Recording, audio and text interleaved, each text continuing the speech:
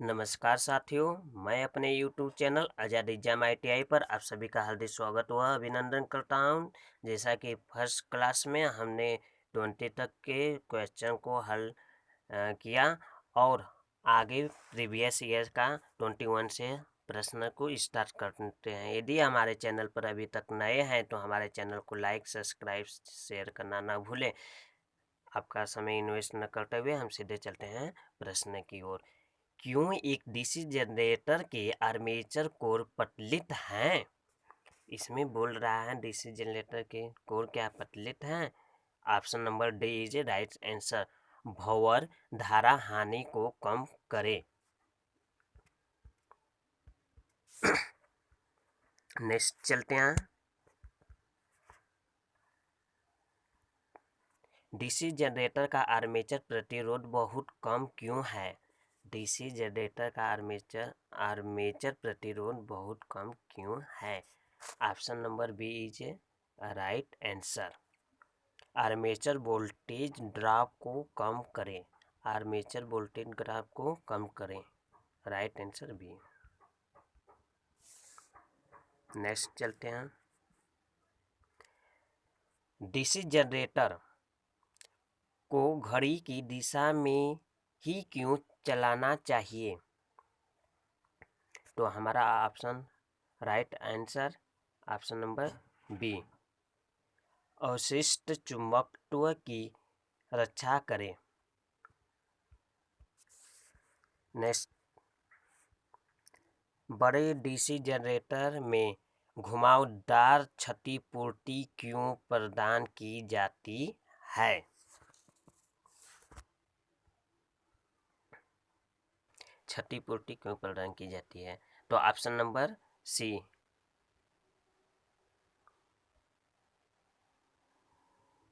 जो हमारा option number है C is a right answer. आर्मेचर प्रतिक्रिया प्रभाव को ओवर्स करें। Right answer. नेक्स्ट चलते हैं। डीसी जनरेटर के वोल्टेज का निर्माण करने में विफल होने का क्या कारण है? तो ऑप्शन नंबर हमारा राइट आंसर है सी। फील्ड प्रतिरोध क्रांतिक प्रतिरोध के ऊपर। Right answer. नेक्स्ट चलते हैं। 26, जनरेटर का नाम क्या है यदि इसका क्षेत्र आर्मेचर के समांतर जुड़ा हुआ है? तो हमारा right answer is a. Right answer Sant generator. Next चलते हैं। डीसी जनरेटर में पोल शुल्क का उद्देश्य क्या है? इसमें बोला जा रहा है पोल शुल्क का उद्देश्य क्या है? तो आप option number D is right answer. Air gap में समान रूप से फ्लक्स को फैलाए। नेक्स्ट चलते हैं। डीसी जनरेटर में स्लिप रिंग का क्या कार्य है? स्लिप रिंग का क्या कार्य है? Option number B is a right answer. धारा को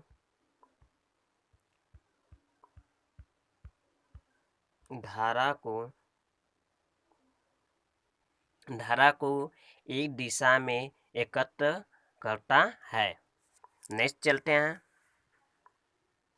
जनरेटर में ब्रूस बनाने के लिए किस सामग्री का उपयोग किया जाता है?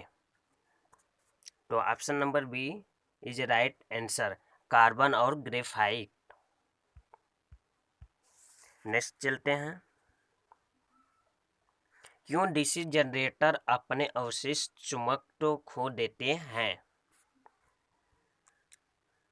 तो option number is D. Option number right. Rotation की दिशा अक्सर बदलती है। नेक्स्ट चलते हैं। एक जनरेटर में योक और ध्रुव के माध्यम से चुंबकीय सर्किट कैसे पूरा होता है? तो option number B is a right answer, armature core. Next चलते हैं। डीसी शंट जनरेटर में लोड बढ़ाने पर टर्मिनल वोल्टेज कम क्यों हो जाता है?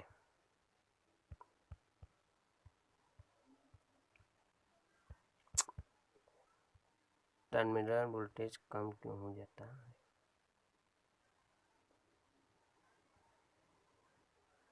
तो option number A is a right answer, आर्मेचर प्रतिक्रिया प्रभाव के कारण। नेक्स्ट चलते हैं।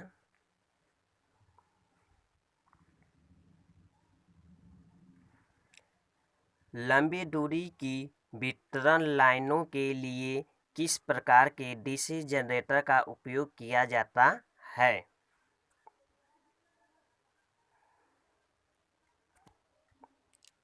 Option number D is a right answer, संचयी यौगिक जनरेटर। नेक्स्ट चलते हैं।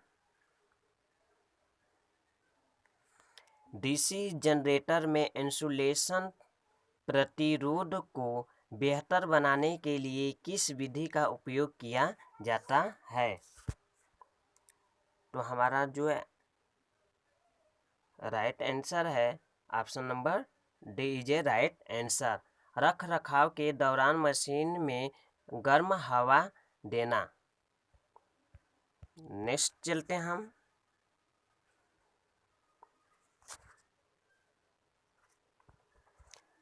अवशिष्ट चुंबकत्व के प्रभाव में किस प्रकार का डीसी जनरेटर काम करता है?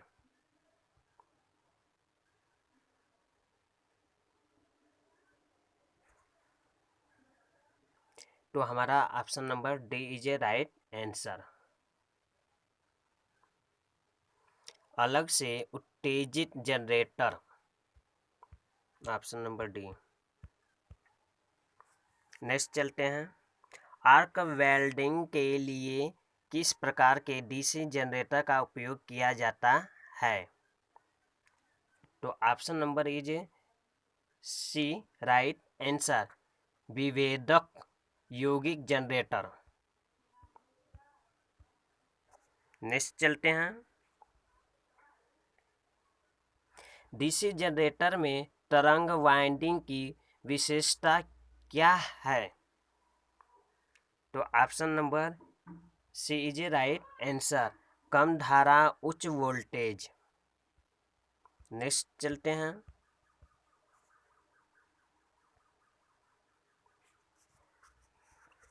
डीसी जनरेटर में कम्यूटेटर संयोजन में प्रयुक्त प्रतिरोध तार का उद्देश्य क्या है? इसमें उद्देश्य की बात कर रहा है तो option number D is a right answer, धारा दिशा का आसानी से पलटना। Right answer D. नेक्स्ट चलते हैं आगे की ओर। डीसी जनरेटर में ठोस पोल शूल का उपयोग क्यों किया जाता है? तो ऑप्शन नंबर हमारा जो है D, option number D is a right answer, चुंबकीय पथ के रिलेक्टेंस को कम करने के लिए। नेक्स्ट चलते हैं।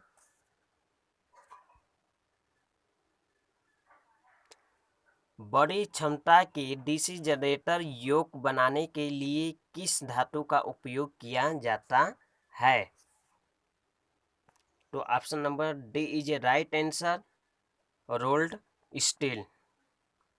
आई होप कि हमारी वीडियो आप लोग को अच्छी लगी होगी। यदि अच्छी लगी हो तो हमारे चैनल पर अभी तक नए हैं तो लाइक सब्सक्राइब शेयर करना ना भूलें। साथ ही ये आज का जो हमने पेपर मॉडल सेट हल करवा रहे हैं वे 100% सफलता की गारंटी के लिए बेहतरीन सिद्ध होने वाला है।